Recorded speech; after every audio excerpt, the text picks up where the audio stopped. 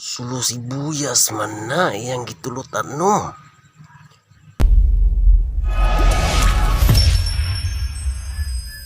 Hello.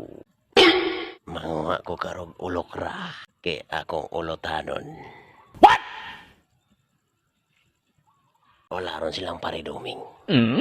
Tuwaron sa eskwelahan. Katagbo siyang mga anak. Huh? Okay na ako dito dali-dali ang ukrahan. Para makakuha ko dayon. Kinapsan niya kung muli to sila.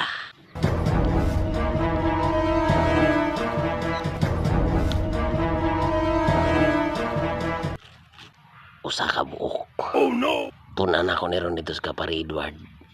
A few moments later.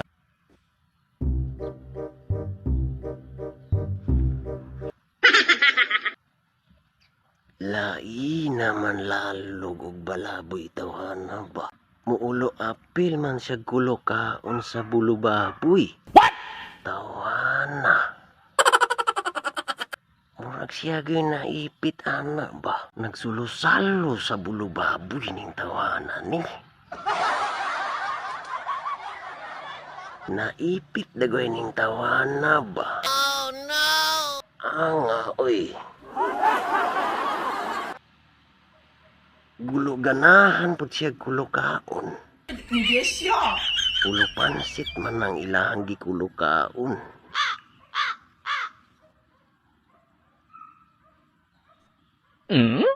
Murag na ulo ipit ng tawahan na ba?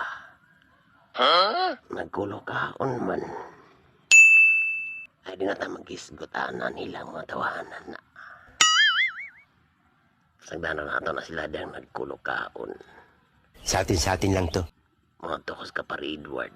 Parang may naamoy ako hindi maganda. Kay mga hayo kong kundol. What? Di na ko magisgot nila. Mga na ko.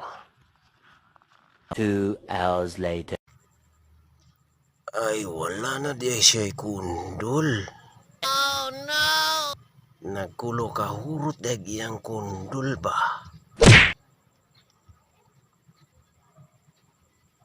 Gaulo unsa po na siya og tulutan no.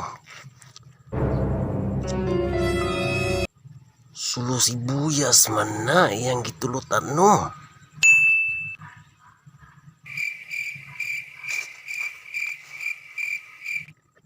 Ginagawa mo.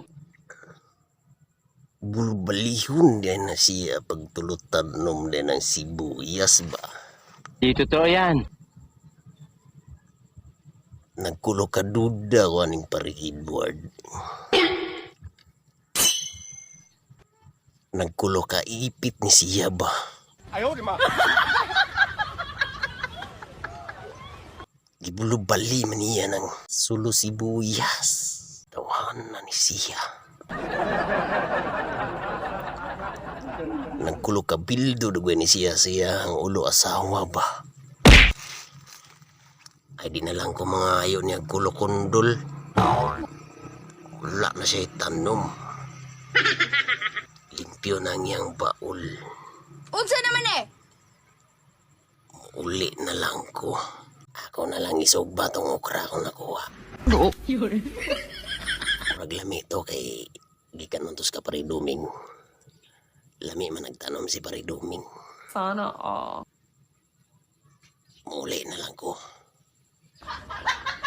Kaya nagkulo ka gabi na. Mulo maipit ko ba?